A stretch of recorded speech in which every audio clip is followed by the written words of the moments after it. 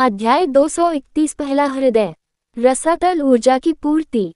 अगर मैं उन्हें कुछ समय के लिए छोड़ दूं, तो वे संभवतः सोचेंगे कि मानव घुसपैठ या शहर छोड़ चुका है और यहाँ लंबे समय तक नहीं रहेगा। इतने समय में मैं तैयारी भी कर सकता हूँ। ओलिवर ने मन ही मन सोचा। जब उसने सेरा को गहरी सोच में डूबा हुआ देखा, उसकी आंखें बंद हो गईं जैसे कि वह कुछ सोच रहा हो। कुछ मिनट बाद वह भी परित्यक्त मंदिर से चली गई। ओलिवर की मांसपेशियां तनावग्रस्त हो गईं, लेकिन उसने शांति बनाए रखी और तब तक इंतजार किया जब तक कि उसके कदम पूरी तरह से फीके नहीं पड़ गए। तभी वह उसका पीछा करने के बजाय चुपचाप मंदिर के पीछे चला गया। वह जानता था कि आसपास और भी राक्षस छिपे हो सकते हैं। उसे अपनी अनोखी गंध की समस्या के बारे में भी सोचना पड़ा। उसे किसी तरह इसे छुपाना था। वह लापरवाह था और अपने उत्साह में उसने इस बात पर विचार नहीं किया कि इस तरह का पता लगाने में माहिर राक्षस भी हो सकते हैं। भले ही उसे इसका अनुमान था, फिर भी उसने अपने देश में पहुंचने के बाद इतनी जल्दी ऐसे कुशल राक्षसों का सामना करने की उम्मीद नहीं की होगी। जब मैं पहली बार यहाँ पहुंचा तो बहुत उत्साहित था। मैंने सोचा कि मैं अपने रास्ते में आने वाले हर राक्षस को मात दे सकता हूँ। उसने चुपचाप खुद को दंडित किया और एबिस ऊर्जा को न्यूनतम कर दिया। उसका पहले से ही कम भंडार अब और भी कम हो गया था क्योंकि वह इसका उपयोग खुद को छुपाने के लिए कर रहा था। रुको, रसातल ऊर्जा। अंधेरे के लबादे के साथ मिलकर यह अब शालीनता से काम करेगा क्योंकि वह राक्षसों से कुछ दूरी पर है। उसके हाथ में अचानक एक छोटी सी काली बोतल दिखाई दी। उसकी सतह चिकनी और मटमैली थी और उसका भंडारण कंगन मंदिर में रिसती हुई धीमी रोशनी में चमक रहा था। जल्दी से आना। एक पॉपिंग ध्वनि के साथ उसने बोतल का ढक्कन खोला और तेजी से सामग्री को अपने सिर पर, विशेष रूप से अपने बालों पर डाला। जब तरल पदार्थ पूरी तरह से उसके बालों में समा गया, तो उसने इसे शैम्पू की तरह रगड़ना शुरू कर दिया और कुछ ही सेकंड में उसके प्राचीन सफेद बाल काले होने लगे, अंततः काले हो गए। टूटे हुए कांच के टुकड़े में उसके प्रतिबिंब ने किसी और को पूरी तरह से प्रकट कर दिया। मिस्टिक पर्च कबीले के उत्तराधिकारी का अचूक निशान चला गया। यह एक विशेष हेयर डाई थी जिसे उसने इस तरह की आपात स्थिति के लिए बहुत पहले खरीदा था। वह नहीं चाहता था कि कोई भी राक्षस किसी भी कीमत पर उसकी पहचान पहचाने। महिला सेरा उसकी माँ ओफेलिया डेथ विच के बारे में जानती थी। उसे मिस्टिक पर्च कबीले के बारे में भी बहुत सारी जानकारी होनी चाहिए। उसके सफेद बाल निश्चित रूप से उसे उसके जैसे राक्षसों के हवाले कर देंगे। अब उसके बाल पूरी तरह से काले होने के साथ वह पहले से बिल्कुल अलग दिखता था। कहने की जरूरत नहीं है, बहुत कम लोगों ने उसका चेहरा देखा था, इसलिए उसे दूर से पहचानना मुश्किल होगा, खासकर राक्षस देशों में। ये सुनिश्चित करने के बाद कि उसके बाल पूरी तरह से रंगे हुए हैं, उसने दोबारा जांच करने के लिए तुरंत अपना कॉम्पैक्ट दर्पण निकाला। ये देखकर उसके होंठ कांप गए। इस रोशनी में मैं लगभग एक नियमित राक्षस जैसा दिखता हूँ। यदि सींग या अन्य नस्लीय विशेषताएं नहीं होती, तो वह एक सामान्य राक्षस के रूप में छिपाने की कोशिश कर सकता था। ये सुनिश्चित करने के बाद कि उसके बाल पूरी तरह से काले हैं, उसने कुछ अप्रत्याशित किया। जैसे ही मृत चिमिरा का शव उसके सामने आया, उसका हाथ धुंधला हो गया।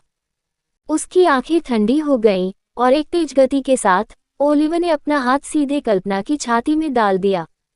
क्रंच। जैसे ही उसने एक चमकता हुआ नीला मनका पकड़े हुए अपना हाथ हटाया, मांस के फटने की आवाज हवा में गूंज उठी। तो आखिरकार इसमें कोई कोर था। वह अपनी सांसों के बीच बुदबुदाया। उसके होंठ थोड़े मुड़े हुए थे। इसमें कोर कैसे नहीं हो सकता? मुझे पता था कि इसमें जरूर एक कोर होगा। चमकते मनके को देखते ही ओलिवर के होंठ मुड़ गए, जो मूल रूप से कल्पना का दिल था, जो कई जिंदगियों के बलिदान के बाद बना था। चिमिरा का मूल उसके सभी कार्यों में सहायता करता था और मूलतः उसका जीवन स्रोत था। ओलिवर ने चिमिरा के शरीर को बाद में बेचने या सामग्री के लिए उपयोग करने के लिए रखा था, लेकिन वह उसके दिल को पुनः प्राप्त करने के तरीके के बारे में सोच रहा था।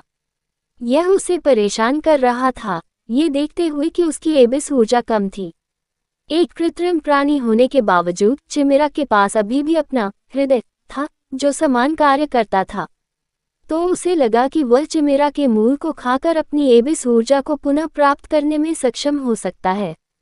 बिना किसी हिचकिचाहट के ओलिवर ने चमकदार मोती को अपने मुंह में रखा और उसे गोली की तरह निगल लिया। एक गर्म सनसनी तुरंत उसके गले से उसकी छाती तक, फिर उसके शरीर के हर इंच तक फैल गई। लगभग तुरंत ही शक्ति का एक तेज झोंका उस पर आ गिरा।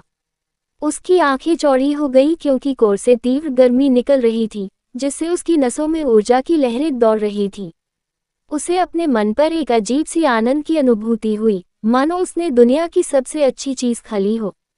उसके मुंह में अनायास ही पानी आने लगा। उसकी आत्मा में मौलिक शक्ति का विस्फोट हुआ। उनका मन वृत्ति और इच्छाओं से प्रभावित था, जो उन्हें और अधिक हृदय, अधिक शक्ति की तलाश करने के लिए प्रेरित कर रहा था। उसे एक अतृप्त भूख महसूस हुई, जो उसने पहले कभी अनुभव नहीं की थी, जैसे कि वह अब इंसान नहीं बल्कि एक राक्षस हो। इस बढ़ती भूख ने उसे एहसास दिलाया कि कोर खाने से वह नियंत्रण खो रहा है। उसने जल्दी से खुद को शांत करना शुरू कर दिया और उन अवांछित प्रवृत्तियों को दबाने पर पूरा ध्यान केंद्रित किया।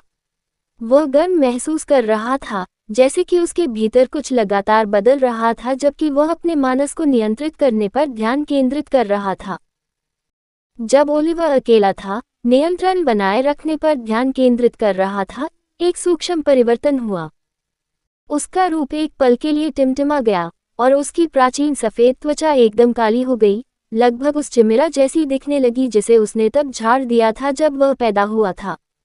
उसकी उंगलियां अनायास ही हिल गईं, अपने सामान्य रूप में लौटने से पहले एक सेकंड के लिए पंजों में सिमट गईं। परिवर्तन संक्षिप्त था, एक पल से भी कम समय तक चलने वाला। सामान्य स्थिति में लौटने से पहले उसकी चिकनी सफेद त्वचा बहाल हो गई। ओलिवर ने परिवर्तन पर ध्यान नहीं दिया, क्योंकि वह अपने दिमाग पर बहुत अधिक केंद्रित था। लेकिन गहरे स्तर पर जरूर कुछ घटित हुआ था। क्या वास्तव में उसके पास जरा भी विचार नहीं था? मेरी गहरी ऊर्जा अब उमड़ रही है। ओलिवर ने एक संतुष्ट मुस्कान भरी जब उसने महसूस किया कि एबिस ऊर्जा उसके शरीर में भर रही है। न केवल इसमें सुधार हुआ, बल्कि इसमें पूरे स्तर की वृद्धि भी हुई। नाम: ओलिवर मिस्टिक। जाति: मानव। स्थिति: रैंक 2 ताकत स्तर 6। Aspera level 5। एबिस energy level 5। करिश्मा लेवल 4। भाग्य लेवल 4। कहानी खत्म। अलविदा।